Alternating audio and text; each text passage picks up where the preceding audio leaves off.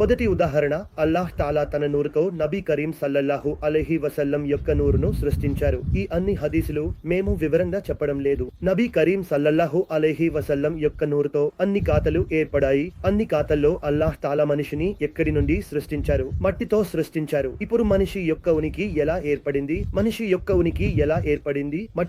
మట్టితో ఆదం అలైహిస్సలాం సృష్టించారు. మట్టితో సృష్టించిన ఆత్మ. ఇది మన ఉనికి ఎలా ఏర్పడింది? మేము ఎలా ఉన్నాము? మన ఉనికి ఏమిటి? నొప్పి ద్వారా వచ్చాము. మేము ఎక్కడ ఉన్నాము? ఇమాం ఘజాలి రహ్మతుల్లాహి అలైహి చెబుతున్నారు, మొదటగా మీ గుర్తింపును పొందండి, అప్పుడు మీరు రబ్బును గుర్తించడానికి వెళ్ళగలరు. మీలో చాలా సంకేతాలు ఉన్నాయి. ఆయన చెబుతున్నారు, కనిపించని వాటిని ముద్రల ద్వారా, సంకేతాల ద్వారా చేరుకోవచ్చు.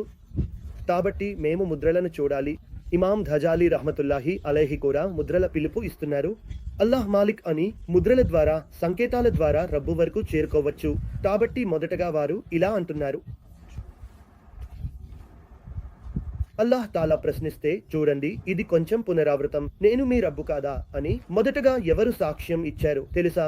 మొదటగా మన ఆఖా నబీ కరీం సల్లల్లాహు అలైహి వసల్లం సాక్ష్యం ఇచ్చారు. నబీ కరీం సల్లల్లాహు అలైహి వసల్లం యొక్క సాక్ష్యం అన్ని ఆత్మలు నబీ కరీం సల్లల్లాహు అలైహి వసల్లం యొక్క సాక్ష్యం ఇచ్చాయి. మొదటగా సాక్ష్యం ఇచ్చిన వారు మన ఆఖా నబీ కరీం సల్లల్లాహు అలైహి వసల్లం. నబీ కరీం సల్లల్లాహు అలైహి వసల్లం సాక్ష్యం ఇచ్చారు, నువ్వు మాత్రమే మేము. అతను పవిత్ర ప్రవక్త యొక్క సాక్ష్యంలో అన్ని సాక్ష్యాలను ఇచ్చాడు. నబీ కరీం సల్లల్లాహు అలైహి వసల్లం యొక్క సాక్ష్యం మీద అన్ని ఆత్మలు సాక్ష్యం ఇచ్చాయి.